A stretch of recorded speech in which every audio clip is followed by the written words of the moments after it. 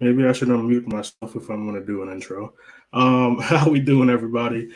Welcome to another review, and this one of the Liverpool game. I mean, I think some of us can agree that maybe it wasn't as bad as an outcome as we all thought it was, but we do have a tale of two halves, if you will, to talk about. I got Nathan here with me. Um, I think it'll be a nice little chat. It's only the two of us, but we got some nice things to talk about. I think the goals were some of the goals were nice and everything like that. Um, so let's just jump right into it. Nathan, I want to get your opinions. Let's start with the rough side of the coin, and that's the first half. We did come out looking real slow and real rough, and Liverpool, to put it in a nice way, had their way with us in the first half. Let me get some of your thoughts on that.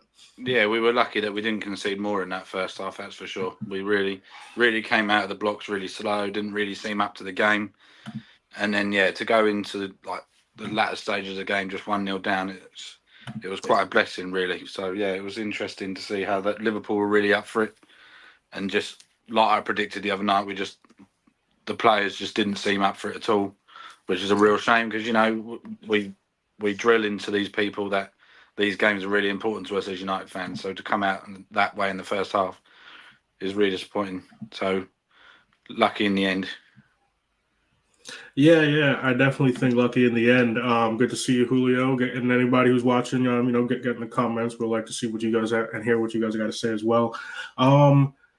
So let's. I want to. There's one part of it I want to talk about too, and like you said, with this game being what it is, and to be fair, even technically rivalry-wise, Chelsea's a little bit lesser, but it's still usually supposed to be a big game. Even in the last couple seasons, when we were seeing us struggling for so long, even those teams seem to get up, even if we were in a bad patch, but it was a Liverpool game. It seemed they at least tried. And maybe the international break had something to do with it, but now sometimes I think at certain points we're all clutching at straws at this point in the season as well. But what is up with that, right? Like, it seems that you would think with so much scrutiny that at some point they would be like, all right, let's at least give some more effort and try to kick on. But even in something like this, it seems to get to a point where they need a kick in the head from the opposing team for them to be like, oh shit, maybe we should try a little bit harder. Yeah, I mean, it seems to be a recurring thing with international breaks. I remember a few seasons ago we were doing really well before the first international break, and then after that we just fell off a cliff. So it does seem to be a recurring thing, as if players just seem to lose focus when they get into that rhythm at club level and get a run of form together, and then as soon as they disappear with their countries, it just seems to switch off. But these sort of games, we had that amazing game against Liverpool in the Cup. That should be enough of a inkling to say, right, we need to do that all over again. Maybe not to the extent of the last drastic 4-3 win, but to be able to build on that and take it into further fixtures, it should have been a pretty easy move. The draw against Brentford's disappointing, and then to lose the fashion we lost in the week, really disappointing. You could say, we were lucky to get away with a draw today in the end, but there was a point we were 2-1 up, and the disappointment of a penalty. Yeah. It was a penalty. For me, it was a definite penalty. You could quite clearly see what he tried to do, and it's definitely a reoccurring thing when it comes to international breaks. We just seem to lose that run of form and focus. Yeah, and I think we could all, like you said, it could have been a different story in the first half, and it could have been done in the first half. Like, I think we can all thank our stars that they were once again, like in the FA Cup game, wasteful. We could have gone into halftime 2-3 down, but they were missing shots. They were skying shots. Let's see. What's something before we get on to the more positive? Do you think? And I kind of asked in the last one as well, I think, and I probably could save it for the end, but I kind of just want to know what your thoughts are. They seem to say they're waiting until the end of the season, but the trajectory and the quality of play on the field, separate from what he said in his press conference, which I thought was a little bit wild, and you could talk about that too if you want. But do you think there might already be something written in the stars on the end of the season decision, no matter what happens with Ten Hag, with the direction everything seems to be going? It would be interesting. I think European football definitely has a massive part to play. I think if we got Champions League football, I would say it's probably written in the stars that he will go. and they will want to refresh the whole setup during the summer transfer window and have a fresh kick on in the new season. If we didn't get European football or Champions League football, I think they could stick with him for another year to give him an opportunity to have that fresh start of his own. Have the hierarchy around him that we've been so desperate for, to take that little bit of pressure off of him. It would be nicer for him to focus solely on the football matters and the training of the players, and training these new players that has been handpicked for him. But I've been a big supporter of Ten Hag, because I think he's definitely got the right of ways in his head of what he's trying to do, and I think the disappointment is the players on the pitch just aren't doing it for him. We've got a lot of overpaid prima donnas out there that just don't seem to want to kick a ball properly. So there was evidence of that today, but then on the other hand, there was evidence that there wasn't of that today, where they actually did pull their finger out in stages. So I wouldn't be surprised either way, to be honest, Hammer. If they decided to sack him in the summer, I'd be like, okay, I can see it. And if they decided I will give him an extra year, again, I wouldn't be surprised either way. Yeah, I get that too, and I got some friends who are all pissed off, saying they should just get rid of him and stuff like that. But like you said, I think he gave himself some rope in his first season, and I think some of that is starting to play into effect with the new people coming in and everything. So let's go to the second half. What do you think? And I'll be honest. At a certain point in the second half, I was having technical difficulties. My phone died, and what I was streaming on was getting messed up. So I missed a few things, like the freaking second goal. I had to see a replay of that, unfortunately. But there clearly was an adjustment made, right? I don't know whatever was talked about, but we came out more aggressive in the start of the second half. And yes, the initial goal was a mistake by them, and we can also talk about that goal. Actually, no, I'll pair that together with Bruno. But do you think this is just another thing of them halfway starting to show up, or like sorry, that's a weird way to phrase that question. Like it in my head, I'm trying to go back to the players and the way they work in terms of their mentalities. Like, where are we just? Do you think there's enough of these players that are just going to be shipped out to a point where we can't trust them consistently? Like we've seen it enough with different managers. Like, even if they show spurts of something of quality, we have to trust. It's difficult to trust any of them at the point where, are they fighting for the club and the badge, or are they just fighting for their own transfer fee and contract? We've got a big summer transfer where we could see a lot of incomings, but there could also be a lot of outgoings. So are there elements of, I'll take Rashford, for example. I know he went off injured, but if he showed up for 15, 20 minutes and played unbelievably and scored 2 goals, is he thinking about us as a club and how to push us forward, or is he thinking I could get an extra couple zeros on the end of my PSG contract, for example? And you know what I mean? And and there's certain players that might. I mean, there's the younger players that are still trying to find their way in the game. You've got players like Garnacho and Mainu who are look like they're genuinely trying to play for the club. But then you've got the sort of elder statesmen that have been there a little while, and they might be thinking I could get one big last money move if I show up. Yeah. Do you know what I mean? So it is difficult in that respect to trust some of the players, but you have got to hope that they are just playing purely for the fact they want to do well for us. So you have to have that sort of belief. But yeah, it's difficult because you have got players like Casemiro. There's a good chance he's going to go in the summer. There's players like, I mean, I know some of them didn't play today, but Varane, there's a good chance he'll be gone. There's some players that haven't been able to give themselves a good showing this season. So we are going to see these snippets coming into the end of the season where they're going to play really well for 10, 15 minutes to try and build up their transfer portfolio, so to get more clubs interested in them, to get a bidding war for them, and get money in their pockets. I don't dislike them doing that. If it helps us in the long run, we get more money for them, for example, or they actually show up in a game and we get a point or 2 points or 3 points out of it. Happy days. But it's difficult to trust any of them at the minute when it comes to that sort of thing. That's definitely the truth. So I want to talk about a certain player here, and I think he has become more and more of a dividing player for our squad, and it's the captain. is Bruno.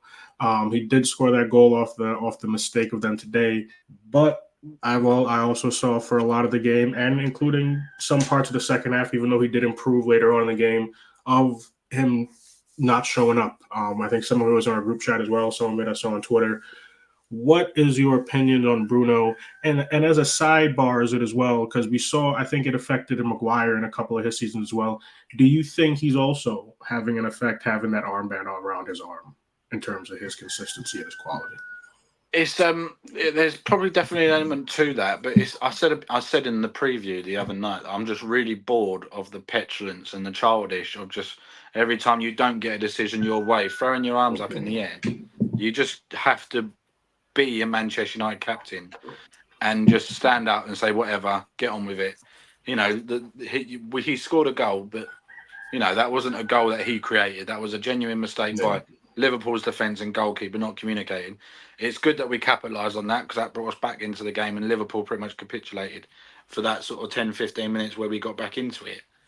So, but there isn't a weight on the armband at Manchester United because we've been blessed with a lot of really, really good captains over the last, especially maybe not so much since maybe Fergie left. We've had a sort of ups and downs with the captaincy, but you know, we've been so blessed over those period. And sorry, just to slight interruption, I'll let you keep going. But even some of the smaller like names too, right? Like I feel like even Ashley Young was a great captain, even though he wasn't a big star player. Yeah, and I said about this. We said about this the other night in the preview. You chuck these young players in, and normally you would chuck them in with a group of elder statesmen, experienced players. We just haven't got that because of injuries and poor recruitment choices. You know, we've shipped players out where we could have got a season out of them just to, you know, put them around the bigger sort of experienced players and grow their confidence and to bring them back down to earth. If you had a player like Roy Keane in the dressing room and you got Rashford turning up being a prick and, you know, turning up in his 200 grand car, he'd be slaughtered. And we just haven't got that element of experience in the dressing room to bring some of these younger players down, because you do worry about Garnacho and Mainu getting these big money contracts. Eventually, because they'll be on 150 plus sooner or later, and they're still going to be in their young. A little bit later with some of the new people in. Yeah, supposedly. You would hope that they would grow to a sense of maturity before that, but it is coming to that sort of the process of football now. Is you give them the big money to keep them to stay, and that sort of takes away the fact. Well, now they're earning 150k a week. They're just going out to play for their wage check and not playing for that. Whereas at the moment, you've got that element of they're still young. They want to play for their place on the pitch, and that's what's important. So you've got players like Bruno that are probably trying to be that elder sort of experienced player in a dressing room, but even he's not been there very long. So it's such a difficult situation to be in. But, you know, he had spells today where he actually looked good. But like you say, there was elements of it where he just completely disappeared like he has done pretty much 80% of the season, which is disappointing. Yep, it definitely is. But you know what? I'm going to try to go ahead and guess on a little more positive thing here. And I was one of my friends that does Twitch streams. I was watching him too while I was watching the game. And one of the things I was talking to him about was the kids are some of the only ones giving me some type of excitement in this team right now. So the first one you mentioned, one of them we'll talk about is Mainu. That was again, like I said, you know what? Just to embarrass myself a little bit, I had to go drop one in the toilet, and I took my phone. My phone was on like 5%, and it died, and it was a whole thing. So I didn't see it. I had to see the replay. But it was a hell of a goal. Great placement, great turn in the box with defenders around him too. One, talk about the goal, and two, give me some of your thoughts. I could go on and on about Maine. I'm a big fan about the kid, so give me some of your thoughts about him. Yeah, I mean, it's a real statement of where we are as a club when we've done this in the past where we've brought young players in and they've excelled really well. But we've had a player that's come in this season due to injuries and has actually really excelled to the point we're all really excited about him. You know, he's got his England call up, and you know it was an unbelievable goal. It was very reminiscent of the Wolves goal earlier in the season, but you know he took on 2 or 3 players in that one, whereas this one it was just nicely clean finish. So I am a big fan of his, but it's so difficult because you don't want to, like we said, we don't want to build their egos up to the point where they start taking their foot off the pedal. We want this to stay consistent. But there's also an element of we could have done with pushing him in slowly, and then having this consistent run of, even if, I mean, he was injured for the majority of the first half of the season, so that sort of let him off or let him down there. Whereas if he'd sort of played a few minutes here and there, and then maybe after Christmas come in as a starter, but we've seen definitely a different element of maturity from him. He doesn't seem like the type, immediately I think of people like Adnan Januzaj, where his concentration just disappeared pretty quickly after that burst onto the scene, and now we don't hear anything about him. So he's definitely got that. For me, he's got that maturity, and for such a young kid to do so well, you rely on players like that to come in at injury stages. We rely on dipping into the academy, and to have someone that's done so well and score some really, really impressive goals and do some really impressive things in that central part of the pitch, it's important to have that.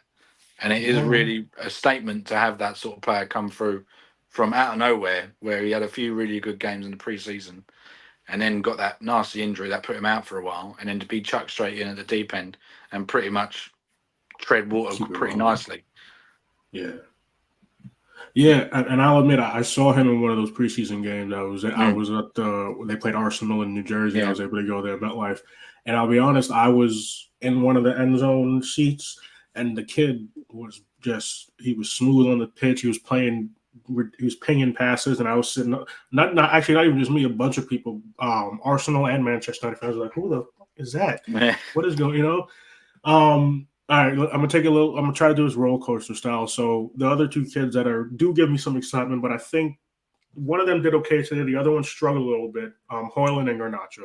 Garnacho, I think, has been not on a sharp incline, but he's been slowly inclining, and he's getting a little bit better with his consistency. He still has some stuff to work on, but I was surprised he was still 19. I thought he had already hit like 20 or something. So, so I think he struggled a little bit today. As well, and so did Højlund. But I think in Højlund's case, and I think the announcers on the stream I was watching talked about it, they were like, he was in form really well, then he got that injury, and now he's trying to come back. So maybe that's playing into him as well. But give me a little bit of your thoughts on both of them. I'm excited about them still, like I said, but I do agree on the Højlund part. I've been seeing more and more people talk about it, that he might not be ready to lead the line yet, and we probably really do need to get an older person to come in, lead it, and give him some break. If we'd bought Højlund as a backup to another number 9, to a more experienced player, then this sort of part of the season, Højlund would probably still be coming into his form, where you'd start pulling away the older statesman and then bringing in the young kid. You'd probably see a bit more of a consistent form.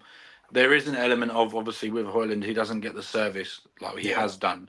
When he has scored these goals this season, they've been impressive, but he's had that little inkling of getting the ball from someone, and it has gone very well. Garnacho was pretty lost today. I thought it was difficult for him to get into the game, but there has been points over the season for Garnacho where he's popped up. I mean, he did get obviously the disallowed goal very early on, so he was in the right place at the right time for that. So, you could say that he was there for it, but just wasn't able, obviously, get himself back on side. So, there's elements to both of those players that you look forward to seeing, but it's just a case of, if they had those older players around them, maybe just to coach them that little bit more. It's just all about experience at this level. And, we had a real good showing of Calmbrala in the defence today. I thought he was very solid, did really well considering to be chucked in like that, because obviously, again, it's injuries. So all the teams in the Premier League are struggling with injuries at the moment, so it's not just us. But yeah, there is an element of these players that we're bringing up. You can't really fault many of them so far at all. Yeah, and Kambala was actually my last one, and you can talk about a little more if you want. But as a center, as someone who I was a defender when I did play football, but the kid played confident today. I don't think he made too many blatant mistakes. And when he had to get stuck in and actually battle with people, he freaking held his own against a Liverpool side that's trying to win the title right now. So yeah, to talk about him a little bit. I don't know if you know too much about him. I don't know. I don't delve into the academy as detailed as some of y'all do. but he's a nice little surprise too. Yeah, I mean, to get to this point of the season, to have someone like that come out of the academy and could be a pretty good stalemate for coming into the next season. Exactly, If he has a good showing coming into the summer transfer window, and we'll say, well, Varane's going to go and Maguire's getting close. If we could get money for him, we probably would. Yeah, so I think Lindelof might be on that block as well. Yeah, exactly. So if we can save 50, 60 million on not buying another defender and bringing Karen Blada in as a stalemate, even if he's on the bench for exactly. like if we were going to keep, for example, Maguire and Martinez, at least buy one top center back, and we could bring buy one more, and then you've got another one already there. So that's always a nice little surprise when you've got someone like that. So it's going to be important for him, because obviously we've got the FA Cup semi-final. That's going to be really important because there's a good chance he's going to play in that. There's a good chance that a lot of these youngsters are going to play in that, because obviously no disrespect to Coventry City, but we should be able to get past them. Obviously, famous last words, but it would be interesting to see the sort of teams he'll play for that sort of game. But yeah, it would be good to see these young players, if he does bring any more up. I mean, there was a few on the bench today that we didn't get a chance to see. So again, that might have just been injury related, that we didn't have enough players to fill a bench. I think it was. It just seemed that way, that we just didn't have enough first team players to start and fill a bench. So but if these players are impressing enough to get on the bench, there's always an element of one day they might be called in and show us something. That's all that really matters, I suppose. No, yeah, I agree, and I think is it Amos is the young left back? He was on the bench today, so it sounds like he might be the next one touted to get some call ups, and actually get some playing time. So yeah, and you know what? We're Manchester United. If this is part of the route that we have to go, it's what the club is supposed to be known for. And honestly, they say it in any sport, in all sports too. If you're good enough, you're old enough. Yes, like you said, we need to surround them with leadership so we can get them, brought in right. But talent-wise, if we need them and they can play, let them play. Yeah. Definitely. Let's see. We could talk about a couple. We'll talk about a couple. We'll still do the ratings, but we'll talk about a couple of the senior guys. I think Onana had a decent game today. I think, again, he was having to be sitting back there trying to play a lot and save a lot like he has in the last few games. And you know what? Pair that with a topic that slipped my mind too, the 0 shots in the first half. So with Onana having to deal with that, talk to me about how you felt he played today, because I think for what we were having to deal with, I think he played all right. Yeah, I saw the stat, the thing at the half time. It said 0 shots, 0 on target, 0 expected goals, and it was like, this is at home. It's embarrassing. And Liverpool had like 15 shots, 4 on target, expected goals of like 6 or whatever it was. So it was like, it's just embarrassing. So to get away with that, and Onana had a really good showing. Again, he didn't have. There was elements where he gave me heart palpitations and thought my mouth was about to come out of my chest, because he's pissing around with the ball at the back when we're only 2-1 up. So I'm glad it wasn't him that gave away the penalty in that respect, because he did have a really good showing today. And it's disappointing to obviously lose points in that respect. But I think either way, if we didn't concede a penalty, they would have scored. At some point, it was going that way. So the way we managed to hold on to it in the end, we can be proud of, but obviously it's still disappointing, because there's no argument that it was 100% a penalty. He went down in the right manner. He moved the ball away at the right moment. You could see Wan-Bissaka try and move his feet away. Yeah. It was too late at that point. He'd already committed. Yeah, and I agree. And honestly, that's something that, unfortunately, this was a penalty because of where it wasn't on the field. But that's Wan-Bissaka's tackle. Usually that's the thing he makes. If somebody is able to get a step on him, he's able to recover and get that like long leg tackle. This time, like you said, guy saw it coming, moved the ball, and just it wasn't nothing. Obviously not dirty. I'm saying right, but like it wasn't nothing crazy. I know what you mean. Yeah. He didn't do anything hasty. He lost the tackle this time. Yeah. All right. We actually one more person, Maguire. I'll be honest. I'm not. I used to be somebody that was a big Maguire. I'll say hater, if you will, but with all the injuries and everything, and I think some of the weight getting lifted off of him from the armband and everything, he has been playing pretty well this season, and I think he was a pretty good partner for the young kid today. I mean, for a player that we tried to sell in the summer, and to come to have the guts and to say, you know what, if I'm going to be here, I'm going to do my best, and then end up being in one of the more important centre backs we've had this season. You know, consistently, he's not been injured most of the season. He showed up when he's needed to show up. I haven't seen many, mistakes or goals that he's given away to we were lose seeing games the last couple of seasons. Yeah, absolutely. Yeah. So we saw a lot of that last season where he gave a lot away and caused us games because, like you say, there probably was an element of the armband situation, and there is an element of weight to that. But this season, to come out and say, all right, if I'm not going to be captain and I can't be sold, or I don't want to be sold, I'm going to try and prove myself in this league again.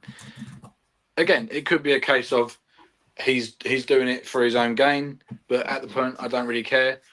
If he's going to show up for this amount of time and prove that he wants to be in the league or even play for us, that's good enough for me. That's all we really asked for.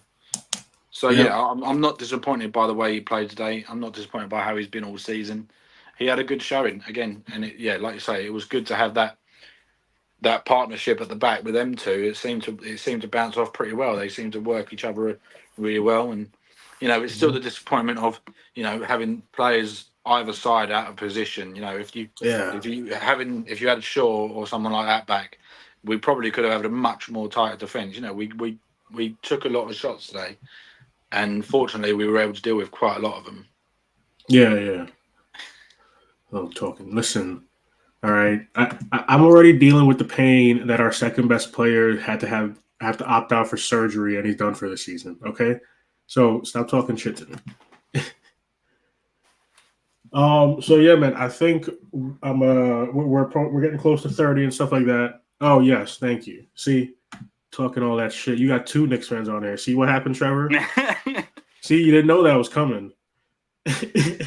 Listen, I'll be honest though.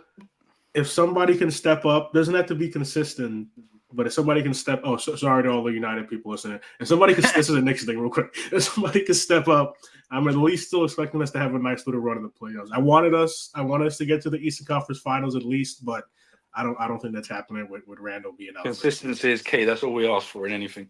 Yep. All right, here we go. We're at the 20, coming on to 28 minutes. Let's do the ratings real quick. It was a okay. I think it's a neutral. It might have been a nice game for people to watch, but for us, it was another one of those games where we're coming out of it frustrated. When we got to a point where we thought, we're going to get away with it again. 3 points against our biggest rivals. I think a lot of us I actually predicted in the preview. I said 1-0 Scott McTominay and Salah leaves on a stretcher. I was hoping that we'd give him a real. Scotty would get hurt. A nasty injury that will stop him winning the league. That would be good enough for me. McTominay with a red card, taking his legs out. That's all right. We'll take a leg break and a 1-0 victory. So no red cards, no injuries, but all good. Yeah. Well, hey, all right. Let's rattle through these real quick. So let's go Onana. We talked about him a little bit. Like we said, we had an okay game. What would you give him as a rating today? Probably on the higher side, probably closer to I would say probably a 7. He didn't have to do anything crazy. He was pretty solid. There was moments where he gave me heart palpitations, but he managed to give himself a good showing today. So I think 7's a fair one. Yeah, I'll agree with a 7, and I've said it a couple times on a couple shows that I'm on. I think Onana is a confidence player. It's one of those players, like when he was having his struggles early in the season, he was really struggling, but now that he's starting to get better, I think once you can keep him confident, you're going to get good quality games out of him. So I agree on the 7. Right back was Dalot, right? Yeah, it was Dalot. I don't understand why they're doing that. They need to switch that. Dalot has better dribbling and can play with the ball better. He needs to be at left back. Dalot. What do you got for him? I'll probably go Dalot. I'll probably say he wasn't one of his better games today, but he didn't really do anything wrong. So I'll probably say a 7 because he didn't give away the penalty. He didn't do anything rash or stupid. He was pretty consistent today. So I think 7's probably a fair remark for him as well. Yeah, I'll agree with that. Jeez, Trevor, a 4. What did he piss in your fucking cereal? Jesus Christ. No, he gave Onana an 8. I guess he likes Onana, but yeah, I think a 4 is a little harsh on Dallo. No, I kind of agree with the 7. I think Dallo has become more consistent, and he kind of has set a little bit of a higher bar for himself in some of the games that he's been playing well and more consistent over this season. Next to him was the kid. What do you got for him? I'm gonna call him Willie. I always feel like I'm messing up his last name. I'm gonna give. I'll probably say a 6 because again, he wasn't terrible, wasn't great. He was consistent, and he to be thrown in like that and give himself a decent showing. I think a 6 is pretty fair for him so early on. Yeah, I'll agree with that. I might even give him a 6.5 just to be nice, just because I like my defenders, I like center backs, and like I said, he had a calm game today. Like sometimes you throw a young kid in and they're a little frantic, they're a little frazzled. He didn't seem out of place, so I'll give him that. Trevor's going 8. Trevor, you're killing me. All right, listen. First of all, just call him Willie. There's no need to be. All right, Big Willie. How about Maguire here? Maguire, like I said, like we talked about him a little bit too. He had a nice game as well. Yeah, I think Maguire again, probably a 7. He was a much more solid defender today, much more on it, and again didn't really do anything wrong. Again, didn't give away the penalty, didn't do anything stupid, didn't really, not that I noticed giving away the ball very much. I could be wrong. So 7 again, I think. Yeah. I'll agree with that. And like I said, I used to be a Maguire hater, but I think he's came back into some good graces under my eyes in this season. 7-Up. It was an average drink. I don't know. I think the game was more popular than the drink. Wan-Bissaka, you were mentioning the penalty, so I have a feeling which direction this rating is going to go. But what do you got for him? I'm going to probably be harsh. I'm going to say a 4 purely because of that. So Yeah. It That's wasn't a big drop. It's a big drop because you could see it was coming.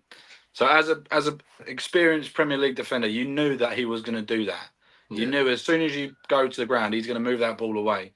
So he should have had the intuition to see that coming. So unfortunately, he didn't do anything special throughout the game. So I'm going to be harsh and go for a 4 just purely on that. I'm not going to argue that too much. And I think, like you said too, and of course, we can see it from replay and from watching on TV. But I think somebody was coming in too to try to help make that tackle from our side, from the other angle. So he really didn't have to go down for that for the slide tackle there. It's unfortunate. I do think Wan-Bissaka out of the backs is probably number 1 on the chopping block because I think Dallo has brought himself back up in terms of holding that right back spot. Yeah. All right, now into the midfield. Let's go with Casemiro, and I'll be honest, I might be a little rough for Casemiro. Yeah. I mean, it wasn't a spectacular. It wasn't a good showing for him today.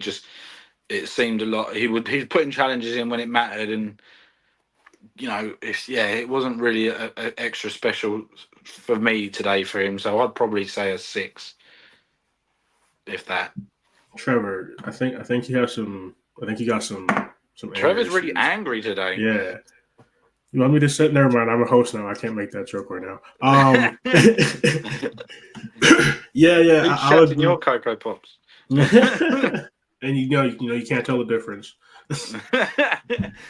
No, but yeah, I might even go as low as a 5 for Casemiro. Yeah, I think so somebody pointed out a couple of weeks ago, and I was somebody who I like Casemiro, and I kind of was a little hesitant because I know, like you said earlier on too, he's probably one of the people on the list to get sold. I think more so because of salary and stuff like that. But still, salary got to that point. Yeah. But I think the last couple of games I rarely start to notice, and people have been pointing it out, though, I think his legs are starting to go, which is kind of shitty because, we could have used him for the veteran and leadership and all that. So, yeah. There will probably be a big Saudi money move for him, I can imagine. Yeah, probably Varane, same thing maybe. Yeah. Wouldn't be surprised if we get a bundle deal out of them going to somewhere like Al Nassr or Al Ettifaq or somewhere like that. I won't be mad as long as we got some nice money. You could probably easily get 60-70 million for the pair of them from somewhere like that. Yeah, they'll be all right. They've made their living, so exactly. I'm sure they'll manage on. they were living like kings at Real Madrid. I'm sure they will manage on 400 to 500k a week, so I'm sure they'll be fine. Jesus Christ. Anyways, No love lost for them. Let's go with. Well, no, they both got a goal, I guess. So I'll go with Bruno. Let's go with Bruno. We'll save the kid for last. 5. Mm-hmm. It was disappointing that he was still had that element of just throwing his arms up in the air and getting the arse every time the ball went the wrong way. And he got the goal, but it wasn't like a goal that he created or really got. So a 5 for him. Still a good goal, to notice it from that far out, to chuck it in the bottom net, but it wasn't anything special. At least spell the name right. God damn it. Bro, it's literally here. It's literally there, bro. Oh shit. The K is silent, bro. I'll agree with everybody's thing on Bruno. It is starting to get a little more frustrating though. I get it. As the captain, I think he feels like he has to be the talkative one, but there's a difference. There's a different way to talk. And I think it was funny. I saw Liverpool fans saying about the ref being from Manchester, or something, but this ref is a shitty ref overall, anyways. But even he had to I think early in the first half be like, "Hey, Bruno, you need to calm it down. You hear what I'm talking to." The kid Manu, I think he didn't have his best game as we've been seeing from him in some of the last months or so. But that goal was as compared to Bruno, right? That goal was a spectacular, nice goal there. So what are you giving the kid? I'm going to go 7.5 for Manu today, just because the goal was good and he didn't do anything wrong again. He had some good spells. You could probably mark him down for their first goal, probably not being on his man, maybe. Yeah. So that's not the half off. Let's go 7 purely because of that. But he played very well, and he had a very good goal. So 7 for me. I mean, I'll agree with that. And you mentioned it earlier, and I think we've all been hearing both. It was at first United guys, but I think we heard some of it when he got his call up to England as well. He does seem to have such great maturity for somebody his age, and I think that can only be a positive especially when he's paired with that quality. I wouldn't disagree with Trevor there, to be honest. That's a fair comment. Yeah, and I think our free kicks, our spot kicks, right, corner kicks, whatever, and all that, they've gotten better. But stuff like that does seem to continue to happen. People losing their man so easily, and now him. I think he's young. We've definitely got better with offensive corners. Yeah, but still we're lacking in that defensive mindset on corners, having the man marked. And Cole Palmer was a prime example the other night. Everyone was pointing at him. Thank you. Everyone's going him. And then how about somebody go going, fucking?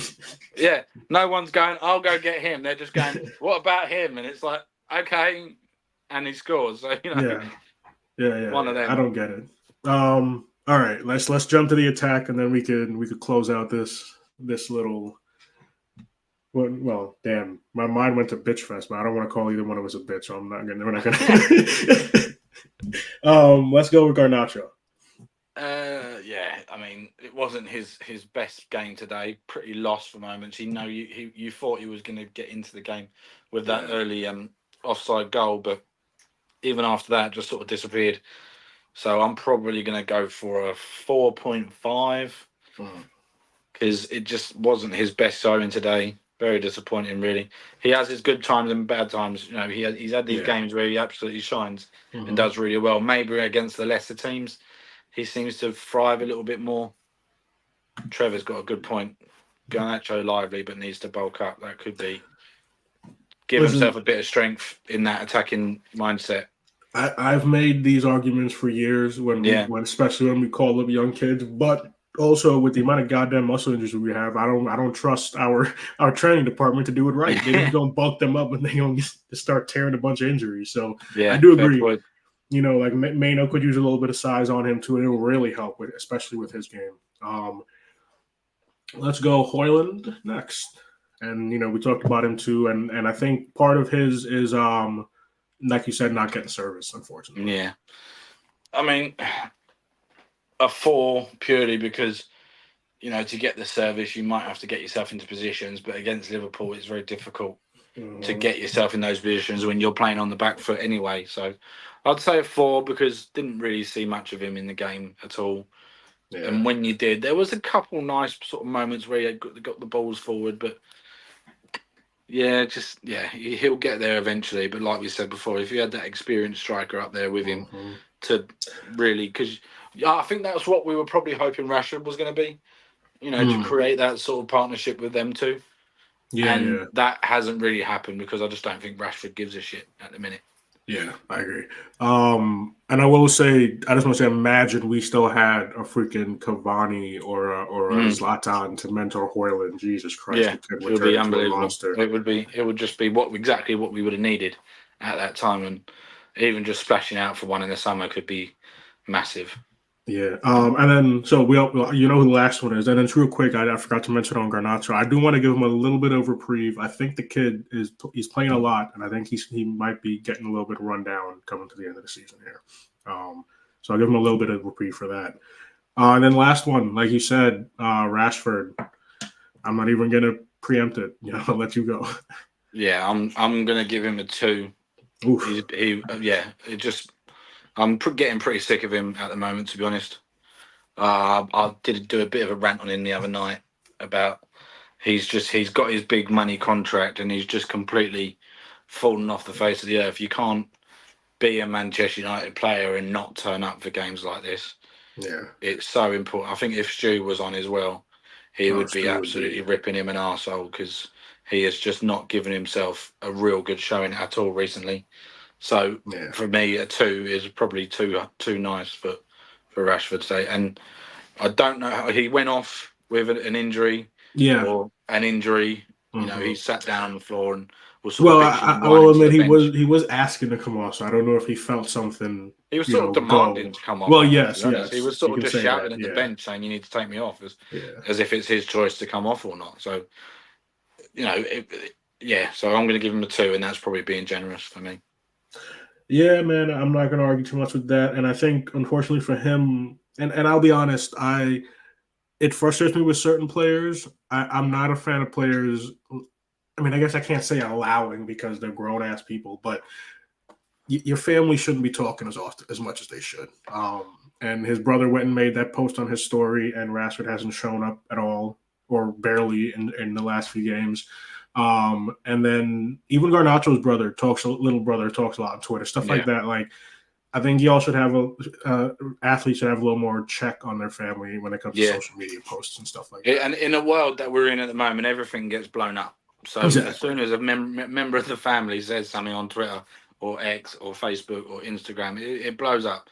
And there's some channels out there that I won't name any of them, but they will latch on to shit like that, and because they're blood sucking leeches, these channels, that they will just they'll latch on to anything and make a big video about it. Yeah. And he might work for TalkSport, so he's the sort of person that would leech on to shit like that, because he's a dirty. Yeah. But yeah, it's difficult. It's difficult to keep your family members in check on big money players like that. So exactly. In the world that we're in, absolutely. Yeah. I mean, I'll be honest. Maybe it's just me. There would just be a point where I would tell my friend, I was like, "Hey, shut the fuck up! Like, we're struggling. I don't need the extra." Yeah. I'm earning 350k a week. What more do you want from me? That's the sort of conversation you need to be. Exactly. All right, shit. We actually got into about 45. That was nice little longer talk than I think we were both expecting after today's game. We had Zlatan. Someone is brilliant. Oh yeah. Well, that's Zlatan. Zlatan is. That's a real. I think that's a real big thing that we lost with under the Mourinho era. I'm pretty sure it was Mourinho that we lost him under. Yeah. After he got that knee injury. Yeah, so if he was still there in that other season that Mourinho had, we probably would have had another showing, because that sort of big ego in the dressing room does just massive things. But he also came across as a teacher to the younger players. So, Yeah, exactly. Also, I don't know how this Canadian stuff started, but I'm definitely from Jersey. 30 minutes outside New York, 15 minutes from where the Giants play, 40 minutes from where the Yankees play, 30-minute bus ride to Madison Square Garden. That's where I grew up. I'm definitely not from Canada. MSG, baby. Yes, sir. Yeah, and I think having somebody like Zlatan is just an important thing. I think at any club, and also I just want to say Zlatan is my prime example for when people want to have that conversation about cocky and confident. Because my borderline is simply, can you back it up? Are you talking shit just to talk shit, or can you talk shit and then go, hey, look, that's what I was talking shit for? Yeah, absolutely. Yeah, it's the sort of big ego player you miss when it comes to moments like this in the season. And he ain't gonna beat his ego, right? He subdued Pogba's ego. I'm assuming he was subduing Rashford's ego during that time, right? Like, he ain't gonna beat his ego. No, definitely not. Oh man! All right, that was a nice little show, man. I think we're gonna end it up here. We're able to get through everything. I would like to say, like Stu does when he does his as well. We are partnered with Manchester Mind. I am somebody who cares about a lot of mental health stuff as well. I struggled with my own stuff growing up. Yes, sir. Right. And right at the bottom there, as you can see, you can text to donate. And you can also call. Can you call it donate? No, I don't know. Text to donate. Sorry, I'm not used to doing this. But yeah, always try to do that. And for anybody struggling, listen, I mean, I struggled for a long time from a young age until I was in my 20s. But it is very, very much something that you can beat, but it is something that's hard. So that's what I'm always honest about. But if you need somebody to talk to, us people here at the channel, always open to talk. And don't be afraid to ask for help, man. Nate, I know you were pointing there too. You can check, tell them where they can find you and anything. Yeah, you can find me there. And if anyone wants a conversation, and just send me a DM. I'm more than happy to talk to anyone about anything. Yeah, man. Same here for me. And as always, you can find me at Hamma United. Mostly on X. I would tell you all my other stuff, but I'm not active on my other stuff, so there's no point. Thank you for. Oh, geez, hold up. Thank you for coming through with us even after a game like that. But